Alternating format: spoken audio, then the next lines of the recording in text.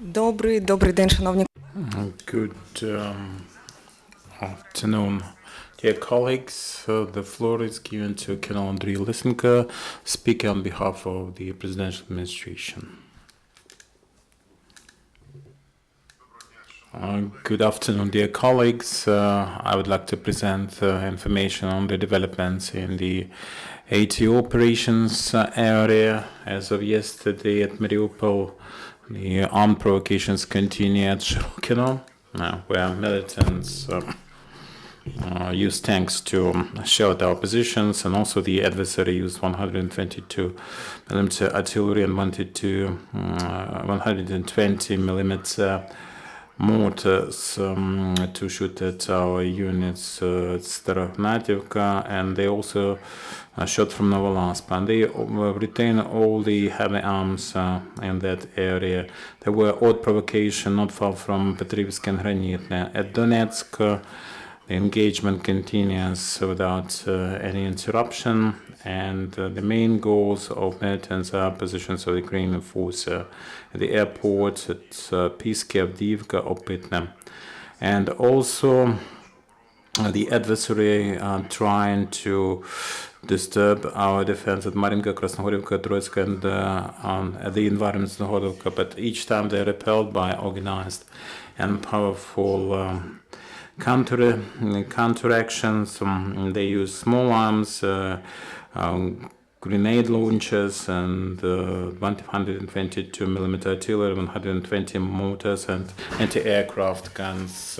At Luhansk, the most difficult situation was observed at Stanice Luhansk and Krymsk, where militant used large caliber mortars, anti-aircraft guns, and armored personnel carriers. Our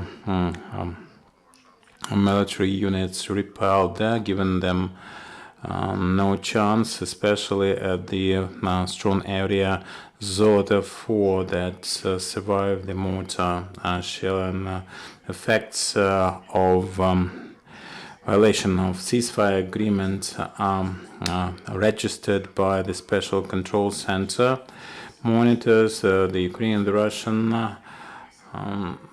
monitors on behalf of OSCE presented their logs, and according to them, the majority of breaches are committed by so-called Luhansk and Donetsk People's Republic's militants. 2 times the drones flew in the ATO area, and yesterday we fortunately had no people killed. 11 were wounded.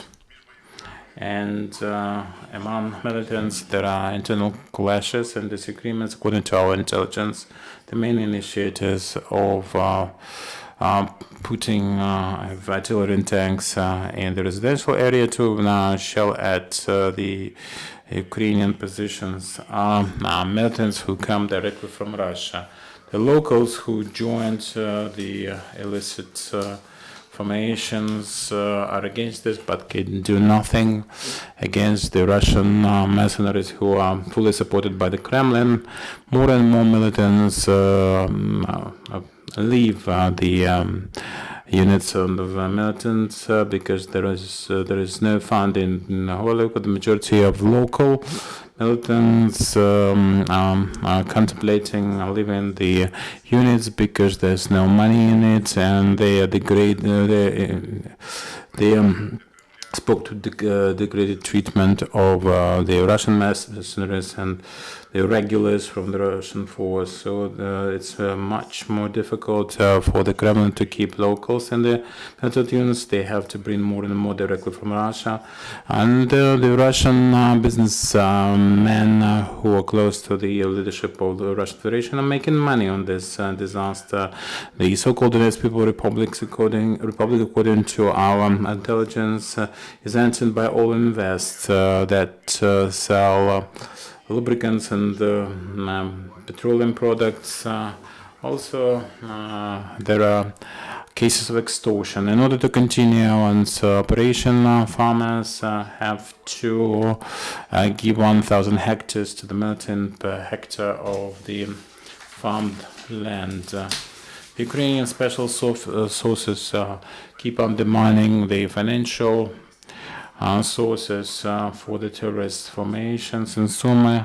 The Security Service of Ukraine officers interrupted the Donetsk People's Republic channel of funding. There was a branch opened by a Sumy, by a Donetsk businessman in Sumy. The head office remained in Donetsk. All the information provided to the tax authorities showed the break-even point. The real profits were brought to the next to pay so-called taxes to the illicit formation, the Donetsk People's Republic. A local was apprehended in Chernihiv who was involved in anti-Ukrainian propaganda,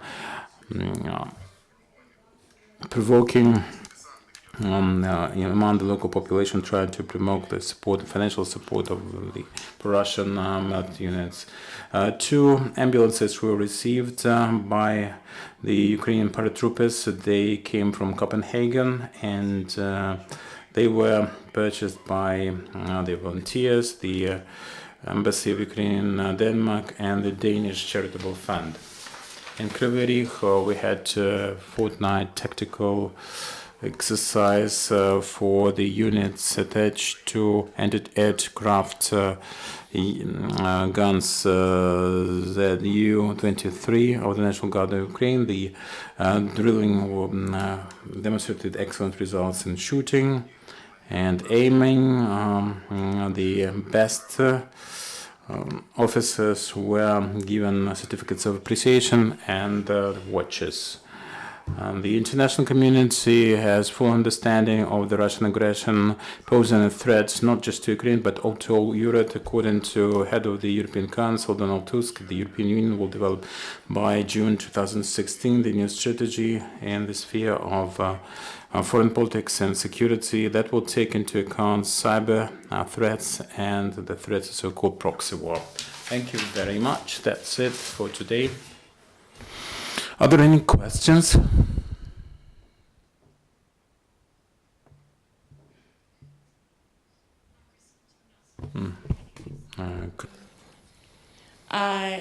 And there was an OSCE report that stated that some Ukrainian commanders said that according to a June 16th decree that heavy trucks weren't being allowed through checkpoints.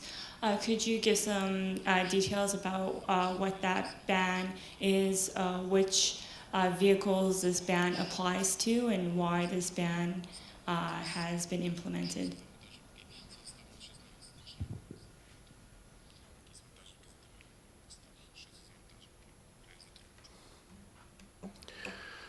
The point is that the trucks that were moving from the territory of Ukraine to the occupied territory, temporarily occupied by Russian militants, have to provide for the fiscal borders and so for the Ukrainian enforcement borders.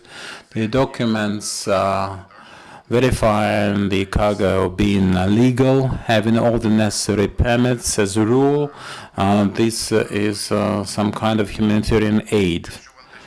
If such trucks have no permits or no documents, they are usually stopped at the road posts, and such cases are referred to our enforcement borders, and together with the fiscal borders, they look into the issue and decide what the destination and the purpose of the cargo is.